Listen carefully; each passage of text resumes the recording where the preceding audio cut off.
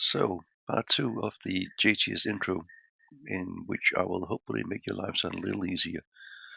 Now, one of the problems with JTS games when you're first starting out is there is an enormous amount of counters. I mean, even Mios, which is fairly small by campaign standards, has quite a few counters to move around, and if you try and click and drag each and every one of them individually, your arm will probably fall off by turn 3 or so.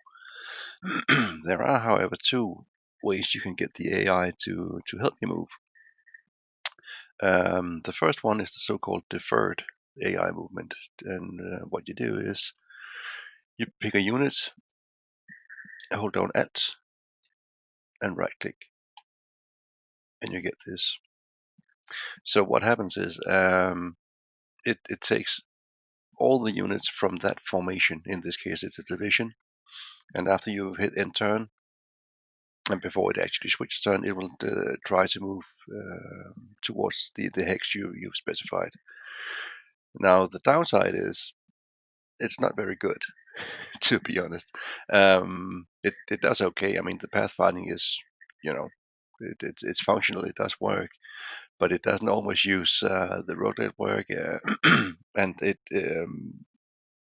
will simply stack everybody into this hex. The upside is that it's set and forget, and once you've set it, it just keeps going for as long as you want. So it's useful for campaign games if you've got reinforcements that have to walk across 2/3 of the map to get to the front line. You can just do this, and then they'll get there, and when they get there in their own time, and you don't have to remember to move them every turn. And if you make a mistake, go up to the AI and view delete AI orders and just remove it. The other option, which in my opinion is a little more useful, is the immediate AI orders. What you're doing, it affects the formation, not just one. What you do is you pick a hex where there is a unit in the you do not select a unit, just select the hex. Hold down Alt and right click, and everybody will start to fall into line. It takes one unit at a time and forms a column. It's very useful for road movement when you need to move a large number of counters in one time.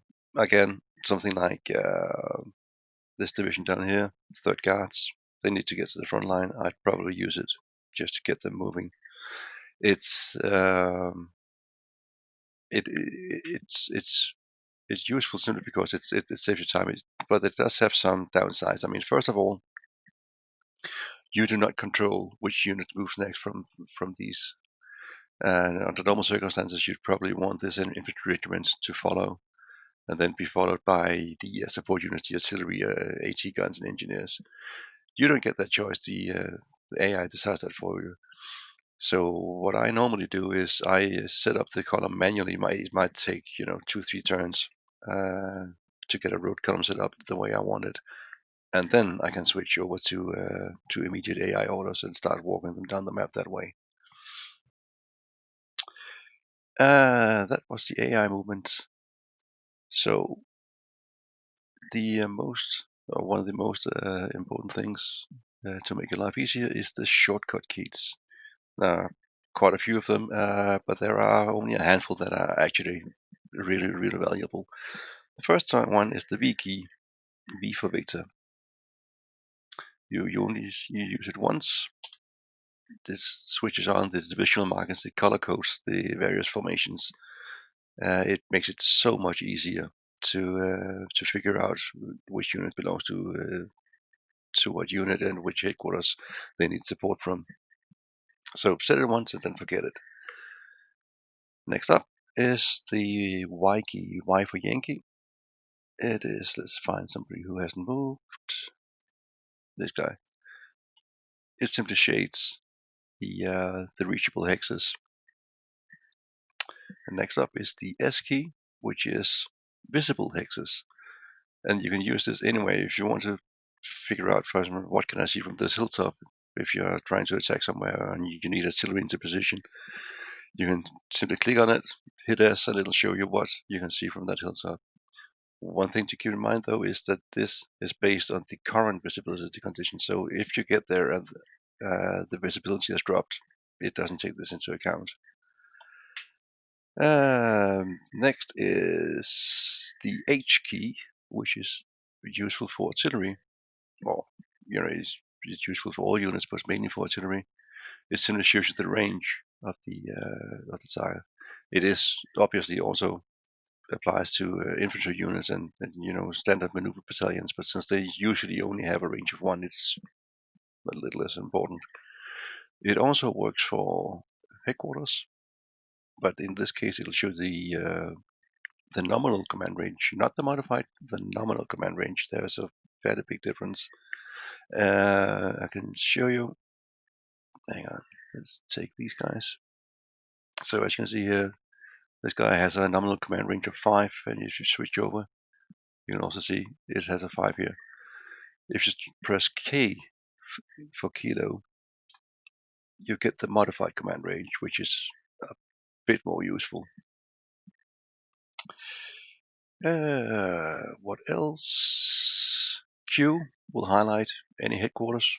Normally I get into the habit of simply stacking my headquarter units on top of the stack anyway, so you can keep up with where they're at. But if something should go amiss or you can't find a headquarter somewhere, just hit key and every headquarter unit will be highlighted. Two final ones are for indirect fire.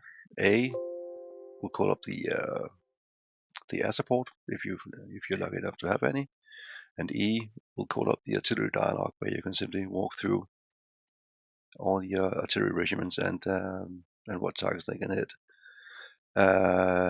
Normally, what I do with artillery is something like over here. I've got 40th Guards rifle attacking this sector. So normally I'll manually take all the artillery units that I can see and plot them manually, and after that I'll go to the artillery dialog and see if I've missed some. The problem with using this is it has a tendency to jump to and from all over the map, so it can be a little hard to figure out how to concentrate your fires, but it's mainly a matter of taste. So that was the quality of life issues. So let's try something a little more interesting and look at the UI for the actual units. Excuse me.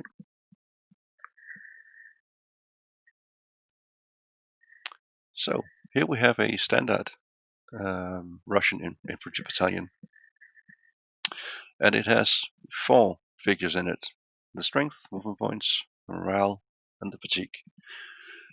Now here's a short quiz for you. Of these 4, well actually of these 3, the movement isn't all that important, but of the other 3 values, which one of these is the most important? I'll give you a few seconds to think it over. Ready? The most important by far is that one, morale. Now, if you read the manual, you'll see that it talks about both quality and morale. They're actually the same thing. The only difference is that the quality is the baseline for that unit, which it starts with, whereas morale fluctuates. But they're talking about the same thing. Now, why isn't strength the most important one? Well, it's actually pretty simple, because yes, obviously 200 men is better than 100 men. That goes without saying. But both, hang on, fatigue and morale, these two are force multipliers. Fatigue is fairly easy to understand. As long as it's green, there are no effects. Once you move over 100 in fatigue and goes into yellow, you get a minus 10% to both assault and fire, and your morale drops 1 level. If you go over 200 and go into red, you drop 20% in fire and assault, and you drop 2 morale levels. And should you go into 300 or what is called max fatigue, you go down by 40% in fire and assault, and you lose 4 morale levels, which is just devastating. So the moral of that story is, once your troops get into yellow fatigue, it's time to think about pulling them out, and if they ever get into red, you need to get them out. They are not combat effective anymore. Now, morale or quality or whatever you choose to call it is important again because it's, as I said, a force multiplier. And just to give you an idea of how important it is, I made a little picture for you with all the things that they affect: movement, night disruptions, chances, vehicle breakdown, fire and assault, bridge building, air spotting, command range, fatigue accumulation, although that one is an optional rule you can switch on and off if you will, loss recovery, and disruption chances. The basic gist of this is morale troops will move faster, they will fight better, they will do so for longer, they are easier to keep in command, and just to get the icing on the cake, if they actually have to be pulled out of combat, they will recover twice as fast. Morale troops is just devastating. Now, C morale is the basis. This is standard troops. D is normally reserve units or less trained troops, in this case the Russians. E is definitely the second line, conscripts perhaps, and F is, I don't think I've ever seen a quality F. It's usually a morale state that you reach because of losses of fatigue or something like that. B is highly trained troops, stuff like, for example, the Germans in Russia, not because they're necessarily better equipped, but simply because they're far better trained than their Russian counterparts.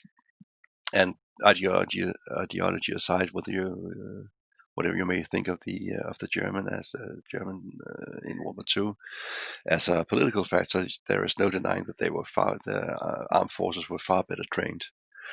A morale are the Ubermensch, if I may say so, of the armed forces. They are SS troops, they are paras, they are commandos, that sort of thing. But just something like, I mean, it's 120% in movement and 100% and 20% in fire and assault. That alone is a killer. That they can also do so at night while gaining less fatigue and being easier to keep in command is just ridiculous. If you've ever played the Normandy campaign, trying to defend Sherbrooke with second line troops against 2 parachute divisions it gets kind of painful, to be honest. Over here, the disruption is, if you take a 6-sided die, this is the number they'll have to roll over to recover from disruption, and vice versa. Then the number they'll have to roll less to disrupt in the first place.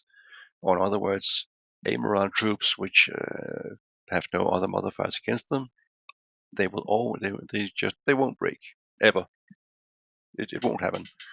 Not unless you do something to their morale, either by surrounding them or getting them high fatigued. So always look at the quality of your troops first, then look at the fatigue, and finally you can look at the strength. Fun thing about the UI, this yellow bar up in the top left corner, it simply means that it's spotted. If you're running one of the older patches, it's probably what looks like a pair of binoculars, but it means the same thing. It simply means that if you switch on visible, it means that it can be seen from somewhere. Yeah, this guy up here can see him. Now, this only takes into account the enemy units that you know about. There might be concealed enemy units that can actually see it, but you can't see it. So in that case, it won't warn you. Normally, it's I don't really use it except for headquarters.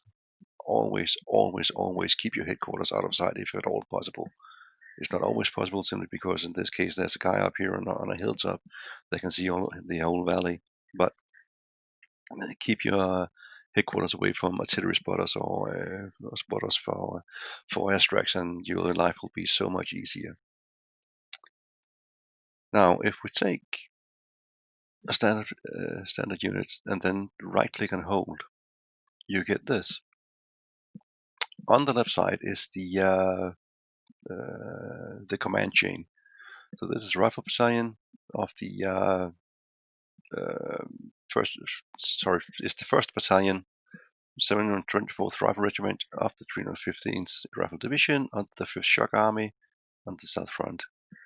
Oops, which brings me to the last hotkey that I forgot. If you take my unit and select it, and then hit O, it'll highlight all the other units in that formation, in this case, in the 315th Regiment.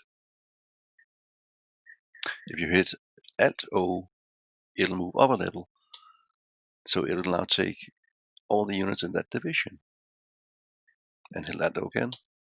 It'll take all the division, all from that corps, and so on and so forth. So it's a useful way of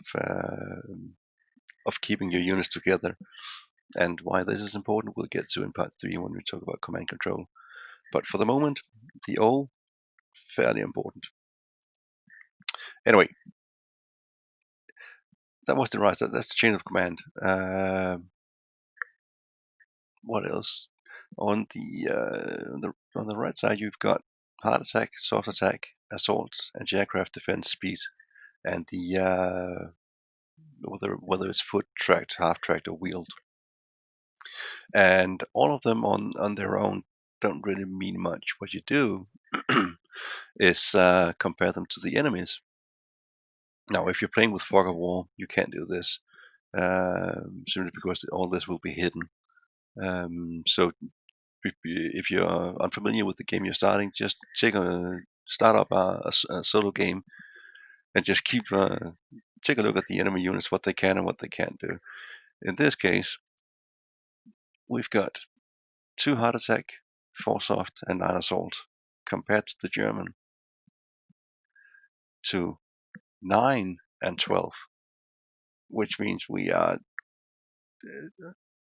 the Germans are twice as good at firing and about 1.5 time and a half as good as assaulting.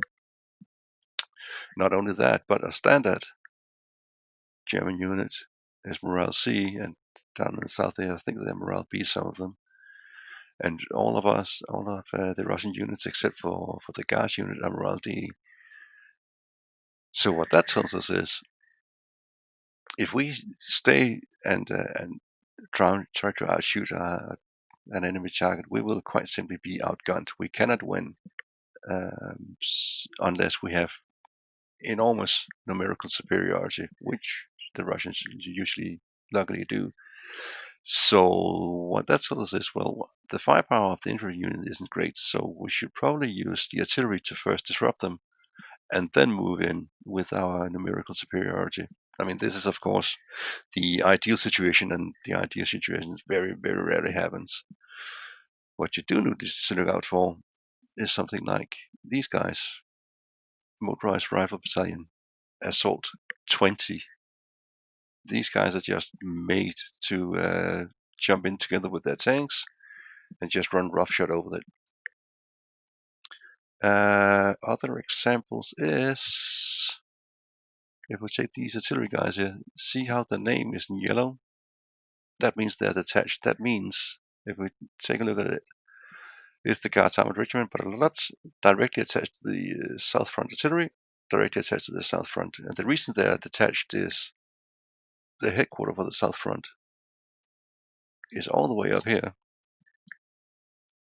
with a nominal range of this. So they are outside the command range.